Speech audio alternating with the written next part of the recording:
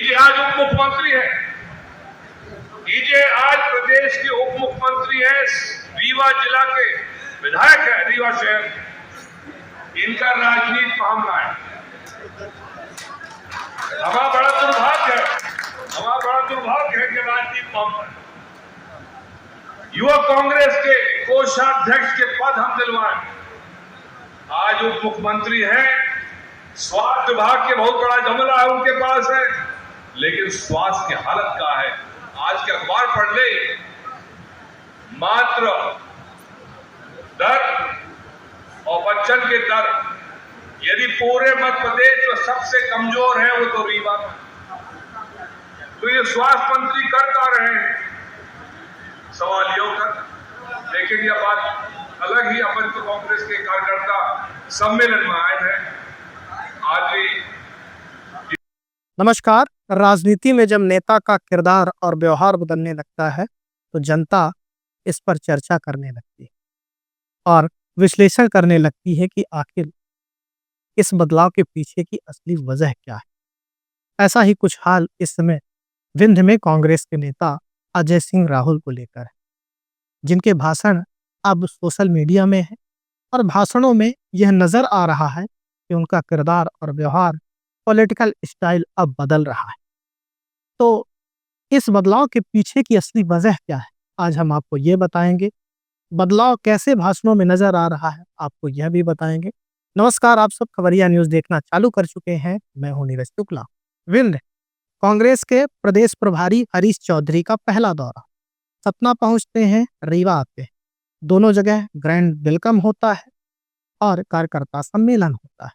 कार्यकर्ता सम्मेलन में विंध्य के कांग्रेस के बड़े नेता अजय सिंह राहुल जो बोलते हैं, उसको लेकर अब मध्य प्रदेश और विंध्य की राजनीति में फुसफुसाहट चालू हो गई, विश्लेषण भी चालू हो गया। तो पहले उनके भाषण के कुछ अंश आपको बताता हूं जो खबरिया में हमने चलाया भी है। सतना में उन्होंने गुटबाजी छोड़ने की बात की। प्रदेश प्रभारी के सामने उन्होंने यह भी बताया कि कार्यकर्ताओं को नेताओं की वजह से नहीं लड़ना चाहिए, नेताओं को भी अब आपसी गुटबाजी छोड़नी चाहिए। अपने पुराने इतिहास को उन्होंने बताया, सतना में अपनी हार और उसकी वजह को भी बताया और यह भी कहा कि वो सारी बातें इतिहास हो चुकी है, अब हमें आगे बढ़ना है। उनके इस पूरे भाषण को देखें तो आखिर क्या संकेत निकलकर सामने आते हैं वह भी आपको बता देता। पहले प्रभारी और आला कमान को वह संकेत और संदेश दे रहे, प्रभारी को यह संदेश दे रहे थे कि वह संगठन को मजबूत करना चाहते हैं और जो कमियां विंध्य में कांग्रेस के अंदर है, जिसके कारण चुनाव दर चुनाव कांग्रेस हार रही, गुटबाजी, उससे वह दूर करना चाहते हैं। तो यानी सीधे सीधे प्रभारी को वह संकेत और संदेश दे रहे। दूसरा, कार्यकर्ताओं को भी वहां से संकेत और संदेश तो दे रहे कि जिस तरह से छवि बनी हुई है उनकी कि कहीं न कहीं विंध्य में गुटबाजी का प्रमुख कारण वहीं से चालू हुआ है, तो अब उसे वह दूर करना चाहते हैं और एक अच्छी छवि वाला नेता वह आगे बनता हुआ नजर आना चाहते हैं। तीसरा प्रमुख कारण कि प्रभारी को संकेत देने के पीछे की असली वजह क्या है। असली वजह यह है, प्रभारी हरीश चौधरी गांधी परिवार के नजदीकी हैं।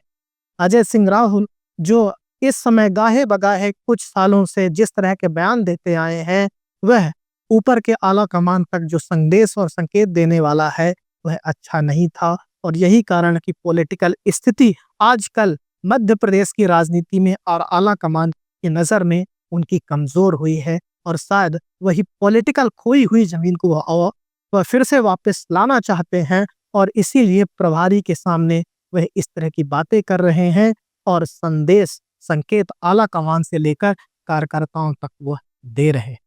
अब बात करते हैं, रीवा आ जाते हैं। रीवा में कार्यकर्ता सम्मेलन था और बात डिप्टी सीएम की हो रही, टारगेट डिप्टी सीएम को किया जा रहा था। यह तक कार्यकर्ताओं के सामने बताया गया कि कांग्रेस में डिप्टी सीएम राजेंद्र शुक्ल को वही लेकर आए और उन्होंने ही युवा मोर्चे में कोषाध्यक्ष बनवाया। दुर्भाग्य है डिप्टी सीएम बने, लेकिन स्वास्थ्य मंत्रालय उनके पास है। शिशु और मातृ मृत्यु दर में रीवा किस नंबर पर है, अखबारों में आज देख लीजिए। स्थिति गंभीर है, कर क्या रहे। बात कार्यकर्ता सम्मेलन की थी, लौट कर इसमें भी वह है लेकिन टारगेट किस पर किया? डिप्टी सीएम राजेश शुक्ल पर। अब इसके मायने आप समझिए।